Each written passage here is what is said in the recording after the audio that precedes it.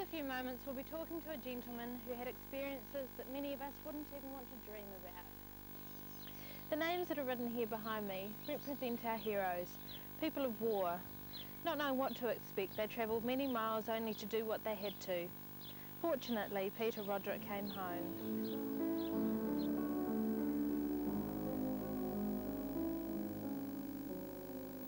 Coming back from Auckland, we'd been playing hockey, and we were on the train coming home, and somebody said, "Oh, well, the war's been declared." So everybody said, "Oh, well, this is, you know, inevitable." So then, when we were 18 at the time, and we just automatically went into the territorials, and when we turned 21, we knew that that was, you know, where we'd have to go and what the outcome would be. As I say, when we turned 21, we went straight into the overseas camp, and we were shifted from various places, from Carterton down to Patanui, and then on the 10th of December we were boarded the ship, the Aquitania, and 31 days later we landed at Port Tewfik in Egypt. You were put into the 25th Battalion, and what happened then? As a battalion, we had to go in and attack, and it was the first attack that I done was a night attack, and after a lot of casualties we advanced, and from then on it was we just sort of kept the Jerry on the run until we pushed him right up into Tunisia, and that was a real. We were involved with the Maori battalion there. You lost quite a few friends. There's a place called Asonia, and that was where we lost all our mates. And that's, you know, see a chap, you know, so you have about 8 or 9 chappies, and then you finish up with 2. It's pretty, you know, devastating. And then when you sort of, this is a part that annoys me. Howard Frost, our captain, was due to go home, sort of style, you know, and they said he was indispensable. But as soon as he was killed, somebody took his place, you know. This is the sort of the hard part about it, Donna. But there's nothing you can do about it. Life is nothing as far as they're concerned. They just replace you, and that's it. But the worst part was we had a chappie named Eddie Shahill. He was with us. He was in the Terry's with us, and he was boarded out because he had asthma. And then he tried and he couldn't get away. And we were at a place just out of, you've heard of Casino?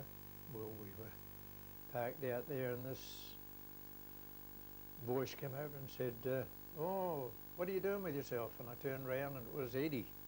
I said, "What the blazes are you doing here?" "Oh," he said, "I had to get over to you, see my mates." 2 months later he was killed. So that's war for you. That's the hardness of it. Friends and that you've sort of been with for, say, 5 or 6 years, you know, and then they're not there. You know, it's fairly sort of heart-rending, you know. The Germans surrendered. What happened there? Well, we were told in the early hours of the morning we had to go out on a patrol. So we were all fairly nervous, as you can understand. So there was just a Captain Frost, and I was the driver of the Bren gun carrier, and a Sergeant Liddy. So we went up sort of through the open, come to the minefields, and the next thing we were surrounded by white flags. And I thought, well, this is something unreal, whether we're going to surrender to them or they're going to surrender to us. So with that, there was only a few of you. There was only 3 of us compared to, there was 2,000 odd of the German division. So fortunately there was a English speaking, the colonel or the battalion commander of the German Panzer Division, he could speak English. And he handed over his ceremonial sword, and this is sort of thing that sort of is never really been recorded, you know.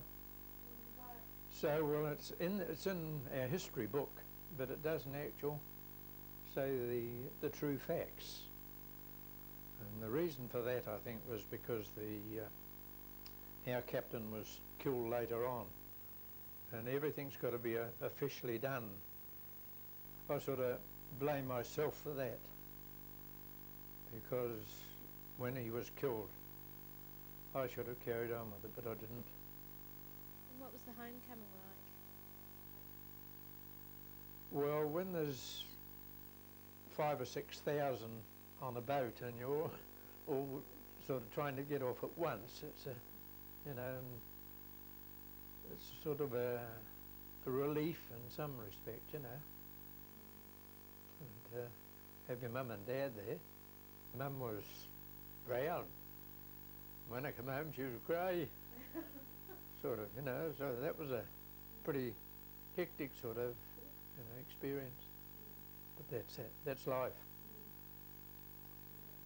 From 1939 to 1946, after those tiresome battles, those tragic memories can never be replaced. 17,000 were wounded and over 11,500 died.